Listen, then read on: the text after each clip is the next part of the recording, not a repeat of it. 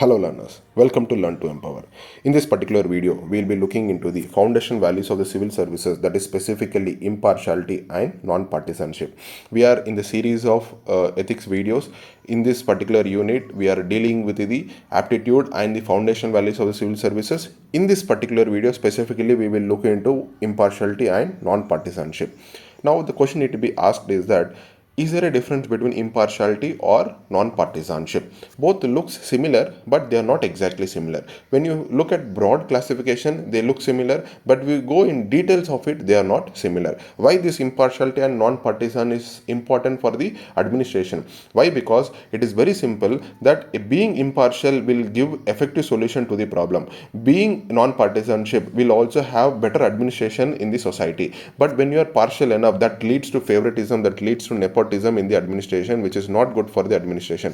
For example, you are a district magistrate, your brother is a building contractor. Now there is a government scheme which came to construct the 2 BHK for the weaker section of the society. You are given the contract to your brother, even though your brother might have given a right auction or might have given a right quotation for the project, but still what society will perceive that you have done the nepotism, or you have done favoritism towards your family members, right or not? To clear out all this, we need the values of impartiality and non-partisanship. Then what is meant by impartiality? Impartiality is a quality of being fair, unbiased and neutral in judgments or in decision making. This neutrality is the primary value is of non-partisanship. The primary point need to be understand is that the impartiality includes all fair, unbiased, etc. Neutrality comes when there is a non-partisanship. For example,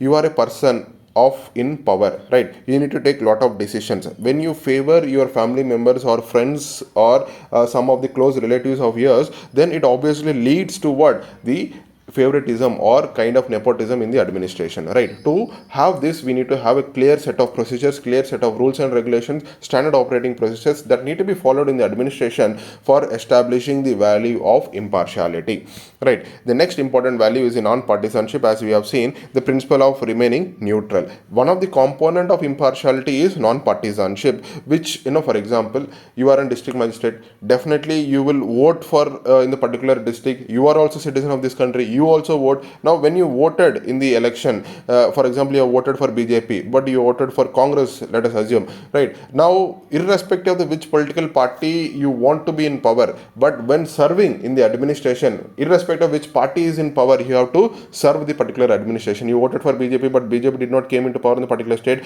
rather the Congress came into power. You discard in implementing the policies of the Congress government? Definitely not. So you have to follow this non-partisanship role irrespective of the party in power. You need to uphold the value of the position that required to serve only and only the public interest, right? Your primary concern should be primarily influenced not because of the political affiliations, because only of the public interest, right?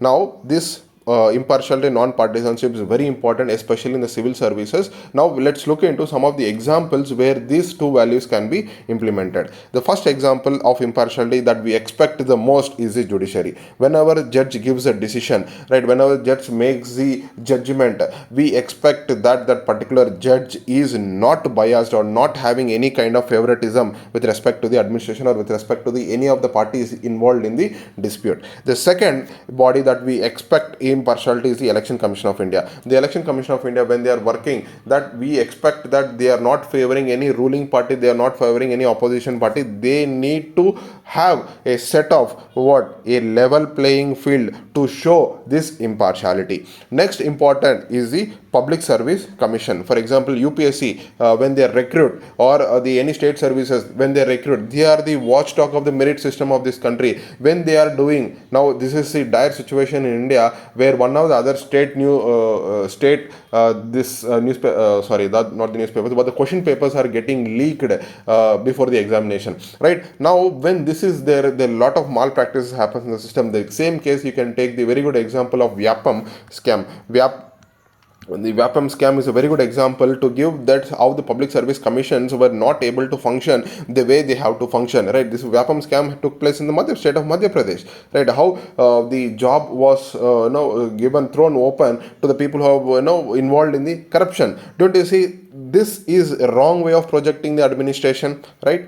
The next non-partisanship examples that we can give, that is with respect to civil services, right? Irrespective of the political parties in power, the primary duty of the civil servant is to what? To work in the public interest. The second is media. Whenever the media people report the news, they should not give their views. Rather, they should report the views in a very objective manner. But in the recent times, because the media is owned by one or other corporate party or one or other the political party, right? Now, when corporates and political parties are owning the media, we cannot expect the impartiality or non-partisanship role of the media, but it is expected the ethical journalism that media should be what? Should be of non-partisanship role. Now, the next important personality which is upholding the non-partisanship is the Comptroller and Auditor General of India, CAG.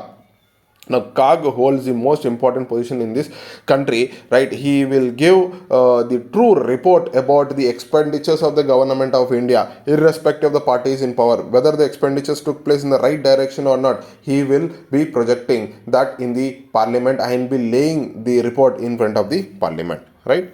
Now, by this slide, we are coming to end of this particular video about impartiality and non-partisanship. In the next video, we'll be looking into the other values of the foundational values of the civil services. Till then, take care. Thank you.